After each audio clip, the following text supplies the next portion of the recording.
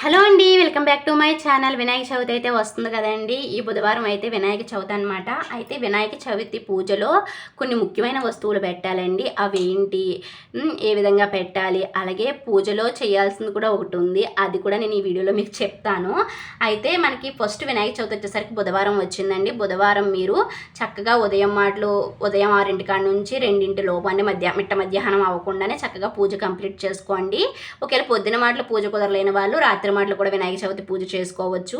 రాత్రి మాటలు పూజ చేసేవాళ్ళు అంటే రాత్రి మాటలు చేసేవాళ్ళు మటుకు చక్కగా 6 కాడ నుంచి 8 లోపు చేసుకోవచ్చు అనమాట రాత్రి వేళ. ఎందుకంటే గణపతి నవరాత్రులు అంటారు కదా, అందుకు వినాయక చవితి నవరాత్రులు అంటే రాత్రి మాటలు కూడా మనం చేసుకోవచ్చు. అయితే ఇంకా పూజలో పెట్టాల్సిన ముఖ్యమైన వస్తువులు దాకా వచ్చేసరికి మనం వినాయక చవితి యొక్క పూజలో ఏం పెడతాం, పీట మీద చక్కగా వినాయకుడు ఫోటో, గౌరీదేవి వినాయకుడు, అలాగే ఇలా చక్కగా మట్టి వినాయకుడిని చేసుకుంటాము, లేదా పసుపుతో వినాయకుడిని చేసుకుంటాం, లేదా ఇలా వెండి వినాయకుడిని పెడతాము. ఇవన్నీ పెడతాం కదా. మరి పూజ, ఈ యొక్క వినాయక చవితి పూజ ఎవరికి చెయ్యాలి అంటే ఇన్ని వినాయకుల్ని పెట్టేశాం కదా, మనము ఫోటో పెట్టాం, గౌరీదేవిని పెట్టాం, వినాయకుడిని పెట్టాం. ఇప్పుడు ఈ పూజ ఏ వినాయకుడికి పూజ చెయ్యాలి అంటే గనక మనం మట్టి వినాయకుడికే పూజ చెయ్యాలండి. ఒకవేళ కలసం ఆనుమై ఉంటే కనుక కలసానికి కూడా చేసుకోవచ్చు.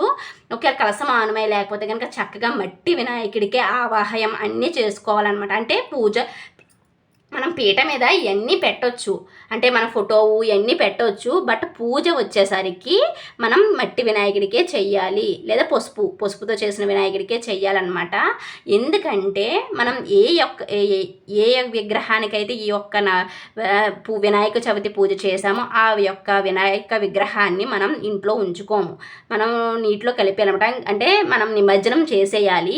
కాబట్టి నిమజ్జనం చేయడానికి వీలుగా ఉండే యొక్క ప్రతిమకి మీరు వినాయక చవితి యొక్క పూజ చెయ్యండి. ఇప్పుడు ఇలాంటి వెండి విగ్రహాలకి మనం ఆవాహనం పూజ అంతా చేసుకున్నాం అనుకో, ఇవి గంగలో కలపడం కుదరదు కదా.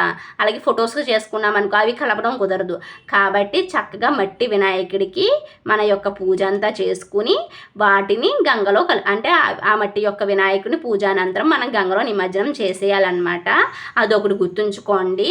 ఇవి అన్నీ కూడా పీట మీద పెట్టుకోవచ్చు. కాకపోతే ఆవాహనం చేయడం అవన్నీ కూడా మనం మట్టి వినాయకుడికే పూజ చేసుకోవాలన్నమాట. ఇంకా పూజ విషయానికి వచ్చేసరికి చక్కగా ఇలాగా వినాయకుడి వ్రతకల్పం పుస్తకం ఉంటుందండి. ఈ పుస్తకాన్ని తెచ్చుకోండి. వీలైతే కనుక బ్రాహ్మణుడు పెట్టుకోండి, అంటే పంతులు గారిని పెట్టుకుని పంతులు గారి ద్వారా పూజ చేసుకోవచ్చు. ఒకవేళ బ్రాహ్మణుడు పెట్టుకోవడం కుదరదు, వీలు కాదు అనుకుంటే కనుక చక్కగా ఇలా వినాయకుడు వ్రతకల్పం పుస్తకం ఉంటుంది. ఈ పుస్తకాన్ని తెచ్చుకుని ఇందులో చదువుకుంటూ పూజ అయితే చేసుకోండి. చాలామంది ఏంటంటే క్యాసెట్స్ అంటే వీడియోస్ పెట్టుకుని, అంటే మొబైల్స్లో కానీ టీవీస్లో కానీ వినాయక చవితి యొక్క పూజ పెట్టుకుని ఆ పూజ యొక్క వింటూ ఇక్కడ పూజ చేసుకుంటారు. అలా చేయడం వల్ల ఏంటంటే కొంచెం మనం పూజ మీద ధ్యాస పెట్టలేమండి. అంటే ధ్యాస వచ్చేసేసరికి ఏమవుతుందంటే సిగ్నల్ ప్రాబ్లం, లేకపోతే నెట్ సగ్గా లేకపోవడం, లేకపోతే సగ్గా వాయిస్ క్లారిటీ లేకపోవడం, వీడియోలో మధ్యలో యాడ్స్ రావడం, ఈ విధంగా మనం ధ్యాస పెట్టలేమన్నమాట. దుష్టంతా కూడా ఫోను ఆ టీవీ మీదకి వెళ్ళిపోతూ ఉంటుంది.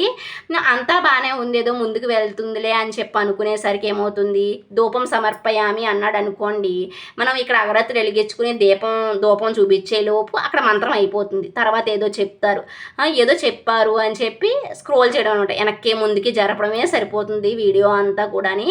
ఎక్కడా కూడా మనం సరిగ్గా దృష్టి పెట్టలేము పూజకి. కాబట్టి వీలైనంత వరకు కూడా అదే మనం చదువుకున్నాం అనుకోండి, మనం ధ్యాస అంతా కూడా బుక్ మీద పెట్టి చదువుతాము, అప్పుడే చదవగలుగుతాం కదా. అలా ధ్యాస అంతా పెట్టి చదువుకుంటాం కాబట్టి చక్కగా మీకు అర్థమవుతుంది. కాబట్టి పుస్తకమే పెట్టి చదవండి. సంస్కృతం కాబట్టి కొంచెం కష్టంగా ఉంటుంది, అయినా ఏం పర్లేదు, మీకు ఎలా వస్తే అలా చదివేయండి, ఏం పర్లేదు. స్వామి కనీసం చదవడానికి ప్రయత్నించాడు అని చెప్పి సంతోషపడతాడు. కాబట్టి వీలైనంత వరకు చదవడానికి ప్రయత్నించండి. ఒకవేళ చదవడం రాకపోతే కనుక అప్పుడు ఇంకా చేసేది ఏమీ లేదు కాబట్టి అప్పుడు ఇంకా మొబైల్స్లో కానీ టీవీస్లో కానీ పెట్టుకోండి. ఇంకా పూజలో పెట్టుకోవాల్సిన ముఖ్యమైన వస్తువులు వచ్చేసరికి పుస్తకము, పెన్ను. పిల్లలు స్కూల్కి వెళ్తారు కదండి, పిల్లలకు సంబంధించి వాళ్ళ యొక్క పుస్తకం, వాళ్ళ యొక్క పెన్ను పెట్టండి. అలాగే హస్బెండ్ యొక్క వర్క్ అంటే వాళ్ళ యొక్క పనిముట్టి పెట్టండి. అంటే ఇప్పుడు మా ఆయనగారు ఉన్నారనుకోండి, ఎలక్ట్రిషియన్ వర్క్, ఆయనకి సంబంధించి టెస్టరు, అలాగనమాట. అలా యొక్క పనిముట్టిని పెట్టడం మర్చిపోవద్దు. ఇదిగోండి. అలాగే వంటగదిలో ఉన్న చిలకం కూడా పెట్టాలి పూజలో. ఇవి మట్టికి అసలు మర్చిపోవద్దండి పూజలో వచ్చేసరికి. అలాగే నైవేద్యం వచ్చేసరికి మీ ఓపిక అండి, మీరు ఎన్నన్నా నైవేద్యం కింద పెట్టుకోవచ్చు స్వామికి, మీ ఓపిక అనమాట. పూజలో వచ్చి నైవేద్యం అంతా పెట్టేశాక నైవేద్యంలో బెల్లం ముక్క మట్టికి మర్చిపోవద్దు. అన్నీ ఆకులో వడ్డించేసాక పక్కన ఒక బెల్లం ముక్క పెట్టండి, చాలా ఇష్టం స్వామికి కాబట్టి ఒక బెల్లం ముక్కని పక్కన పెట్టుకుని అది కూడా రెడీగా పెట్టుకోండి. ఇంకా పూజ అంతా అయిపోయాక గుంజీలు తీయడం మర్చిపోవద్దండి. గుంజీలు అంటే స్వామికి చాలా ఇష్టం. ఎందుకు ఇష్టమో తెలుసా, దీనికి సంబంధించి ఒక కథ ఉంది. నేను ఆ కథని మీకు ఈ వీడియోలో చెప్తాను. అయితే వానికి వినాయకుడంట మనకి కైలాసంలో ఆడుకుంటూ ఉన్నాడంట, మన బుల్లు గణపతి ఆడుకుంటూ ఉంటేనంట కొంచెంసేపు సరే మావయ్య వాళ్ళ ఇంటికి వెళ్దామని చెప్పి మావయ్య వాళ్ళ ఇంటికి వెళ్ళాడంట. ఎవరు మావయ్య? మన విష్ణుమూర్తి వినాయకుడికి మావయ్య అనమాట. విష్ణుమూర్తి ఎక్కడ ఉంటాడు? వైకుంఠంలో ఉంటాడు కదా, వైకుంఠానికి ఆడుకుంటాకి వెళ్ళాడంట మన బాలగణపతి. మనకు బాలగణపతి వైకుంఠానికి ఆడుకుంటాకి వెళ్ళాక అక్కడ ఆడుకుంటూ ఉండగా మన యొక్క విష్ణుమూర్తి ఏం చేశాడంట, తన యొక్క సుదర్శన చక్రాన్ని తీసి పక్కన పెట్టి పడుకుని ఉన్నాడంట. పడుకుని ఉంటే మన బాలగణపతి ఆడుకుంటూ వెళ్ళి ఇదేదో తినే వస్తువులా ఉందని చెప్పి ఆ యొక్క సుదర్శన చక్రాన్ని తీసుకుని గుటకాయ స్వాహ అంటే మింగేశాడంట. మింగేశాక ఈలోగా విష్ణుమూర్తికి కౌరు వస్తుందంట, రాక్షసులు యుద్ధానికి వస్తున్నారు, యుద్ధం చేయడానికి వెళ్ళాలి అని చెప్పి. ఇంకా సరే యుద్ధానికి వెళ్దామని చెప్పి లేచి చూసుకునేసరికి అక్కడ సుదర్శన చక్రం లేదట. ఇంకా చూడండి విష్ణుమూర్తి, అయ్యో నా సుదర్శన చక్రం ఎక్కడికి వెళ్ళిపోయింది అని నెతుక్కుంటూ మన బాలగణపతి ఆడుకుంటూ ఉన్నాడు కదా అక్కడ, మన బాలగణపతి దగ్గరికి వెళ్ళి నాయన గణపతి ఇక్కడ ఉన్న సుదర్శన చక్రం కానీ చూసావా నాయన అని అడిగాడంట. అడగగానే చూశానుగా అన్నాడంట మన బాలగణపతి. మరి ఏది నాయన అంటే మింగేశాను అన్నాడంట. అయ్యో ఏంటి సుదర్శన చక్రం మింగేశావా?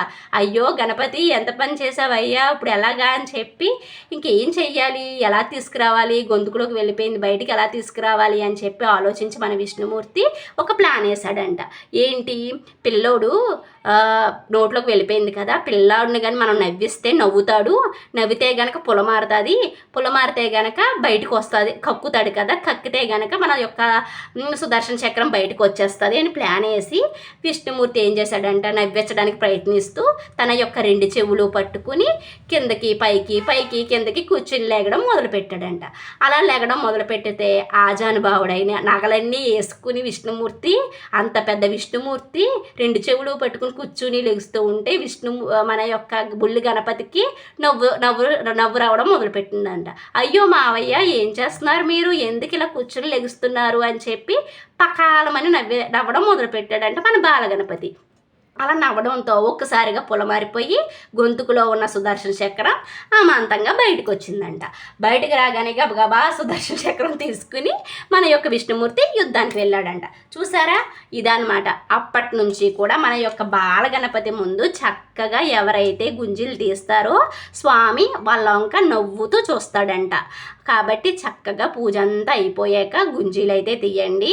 ఇంకో విషయం, ఆడవాళ్ళు గుంజీలు తీయకూడదు స్వామి ముందు, ఆడవాళ్ళు తీయకండి. చక్కగా మగవాళ్ళు పిల్లలు, ఇంట్లో మగవాళ్ళు పిల్లలు గుంజీలు తీయాలండి.